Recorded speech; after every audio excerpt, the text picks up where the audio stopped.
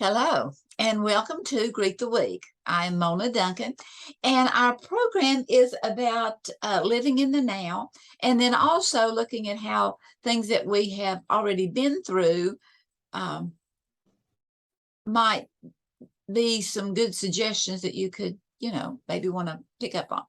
Anyway, today we're going to be looking at words, words. So let me share this and bring it up to full focus. And look at words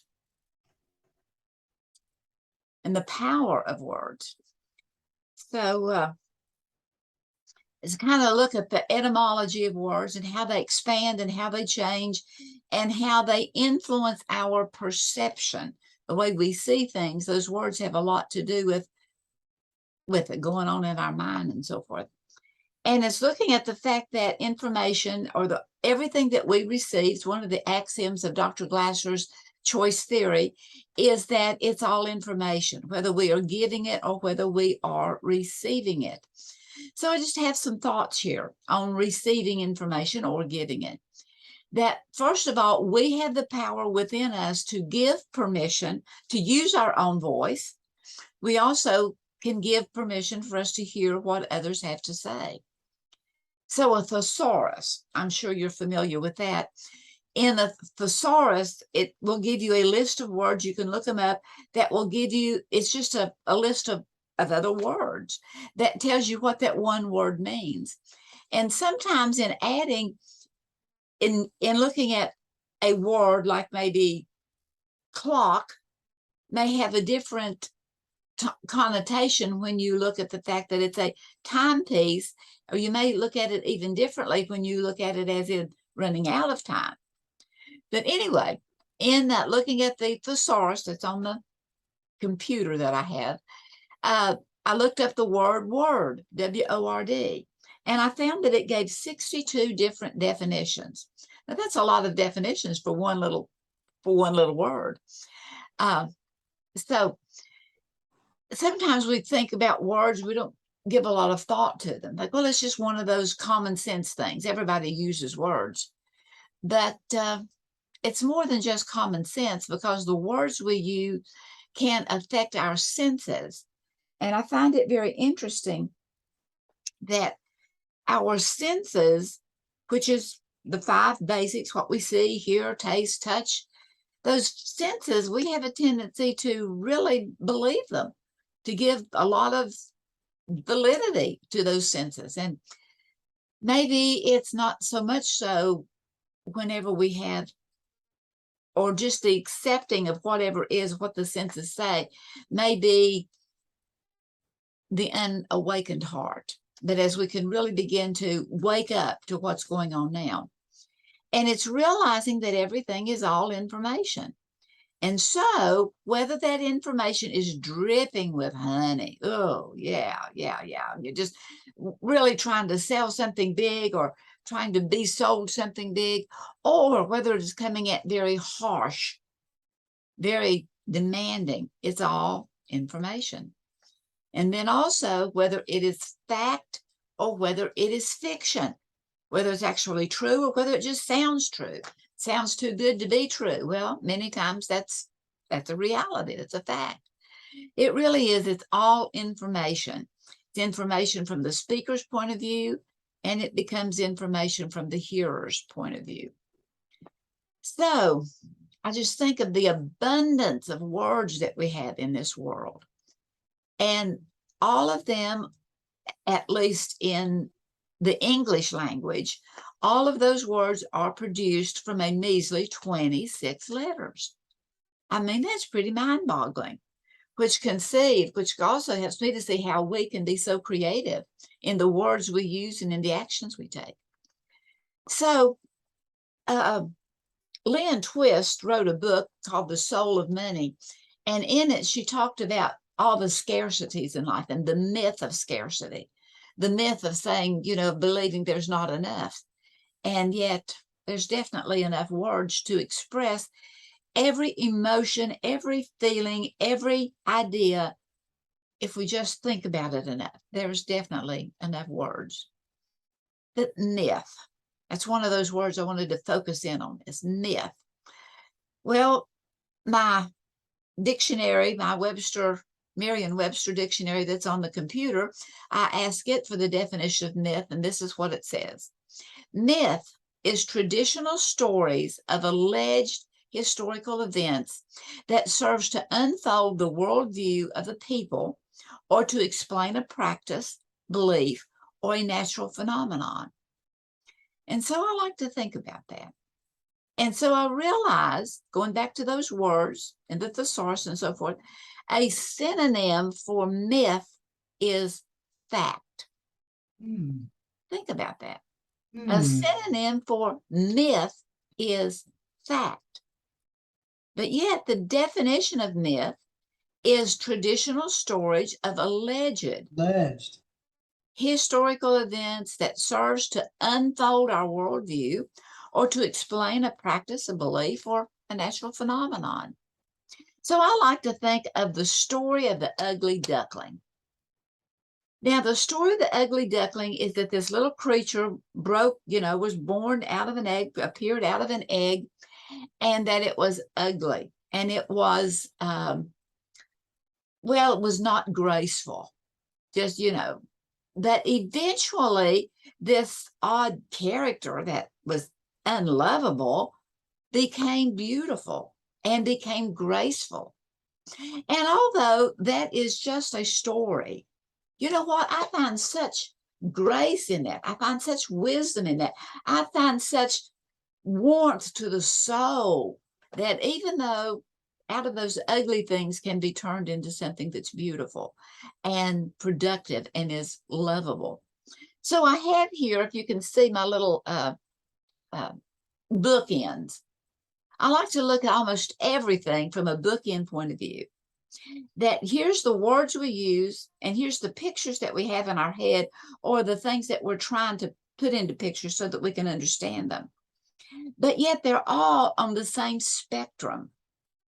Whether we go from something that is ugly or something that's beautiful, it's all within that same spectrum of using words or pictures or things we do know or don't know or think we know. And so our creative mind is always listening to everything we hear and to everything we think. And in the part of that listening, our mind begins to latch onto and try to bring into fact what we speak to ourselves in an authoritative tone of voice. Now, the thing of it is this is whether it's just that this is the item, and it will be positive or negative depending upon how we use it. And because we listen to ourselves, we have a tendency to think we're always right. But maybe as we can look into more words or think about the words and what we have understood them to say. So here is, we'll talk about Toastmasters. We belonged to that for years ago, but very wonderful organization. And one of the things that was part of the program hour was for lexicology, is to have particular words and, speak about them and how do you use them and what do they mean to you. But then also we would always have debates, and someone would be in charge of coming up with a current event and then just randomly pick two people, one person to be the con, one person to be for, one person to be against. And we were to debate. But then after we debated, we were to, and discussed by the people that were there, that was giving input also. Then the same two people the one that was given the for situation was reversed, that they were now to take the con situation, the anti, and the one that was given the anti was now taking the for. And so you see, you can begin to see, well, something that I was maybe so protesting against, maybe now I need to find something that I could see why you may be protesting for. Anyway, anything that's stated in an affirmative, and that was part of the rules in Toastmasters, is to state things affirmative, but use it in a current voice. It's not, what will be, what has been, use it in a current voice. And then also to witness all that's going on, the inputs of it, watch it calmly so that we don't become riled up, either direction, because there's winners and losers, and some are rained out. So looking at that, and then also to be okay with an organic resolve, whether it's win, lose, or draw, or rained out. So anyway, sometimes, what did you say? Would you please repeat that? Because there's a miscommunication. Maybe it's because we talk too much. Maybe it's because we listen too little. Maybe it's because we fail to understand or even try to understand. So here, Bonnie Libhart was a good friend of mine for several years. She's moved away and I pretty much lost contact. But anyway, there was something she would say just real frequently when she was a little confused. And she said, I know you believe what you understood, what you think I said, but I am not sure you realize that what you heard is not what I meant. And anytime she would come out with that statement, no matter what it was, people just kind of look like, what? Scratch your head. What in the world are you talking about? And what are you trying to say? And then I think of the Jack Parr that would say frequently, I never learned anything while I was speaking. And so we need to, speaking is wonderful, but also listening can be very effective too. So in using our words and thinking and our mind hearing everything that we say to ourselves, and then we take it as being fact because that's what our senses are ruling, that sometimes we develop a reactive language. And we just have these automatic answers. Well, I'm sorry, I'm late. Oh, well, my boss, blame it on someone else. That's just the way I am. I can't help it. And the I can't and the I don't have times. But what are we actually saying when we are using that reactive language? We're basically saying, I'm absolving myself from any responsibility. It's not me. We're basically saying something outside of me is controlling me, and choices, what choices? I don't have any choices. We're basically saying someone else's behavior limits my effectiveness. That I'm not able to choose how I live my life. A reactive language, unfortunately, becomes a self-fulfilling prophecy. That as we keep saying, I'm late, guess what? We get later and later. If my boss would only, just the way I am. So, just kind of think about that. So how about we have a proactive language, which is getting honest with ourselves and owning our abilities and our responsibilities. I can, I am, I will, I'll learn. So I got to thinking about some words that we use and how they affect our senses. They affect our body. They affect our metabolism. They can drain us. There can be words that we use that actually drain us. The shoulds, what I should do, the illusion of perfection, what I have to do. So I was thinking about what about some words that energize us?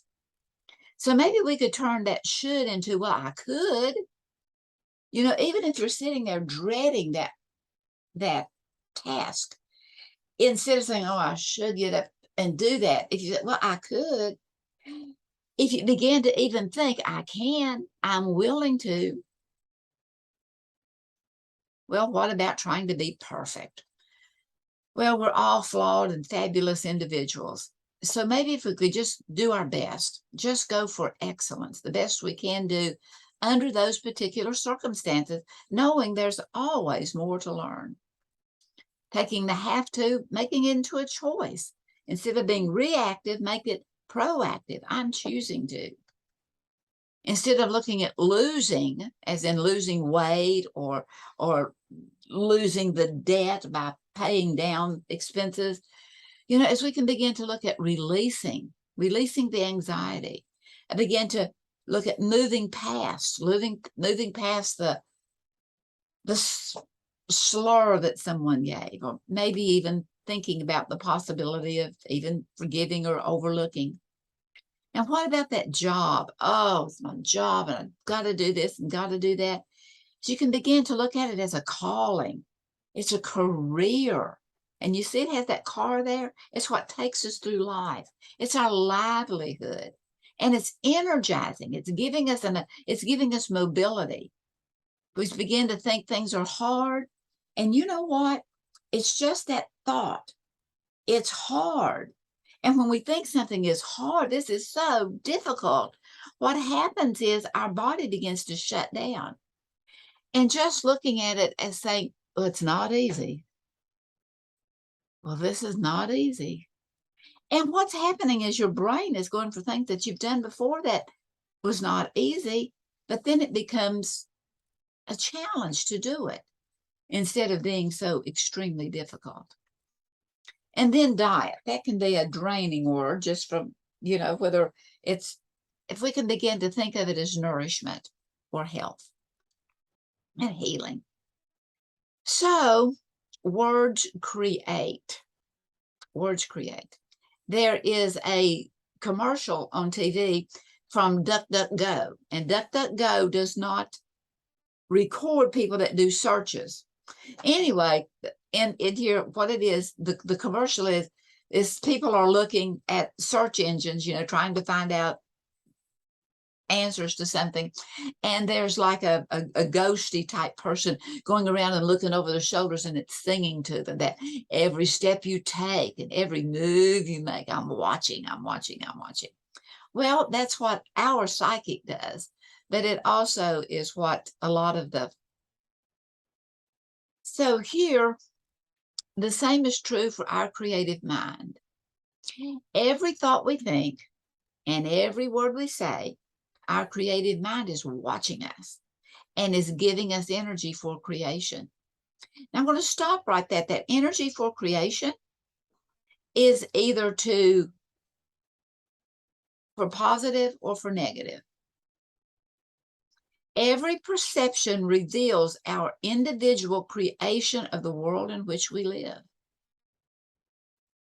And so if we begin to create all those things as being negative, now I'm not saying that it isn't.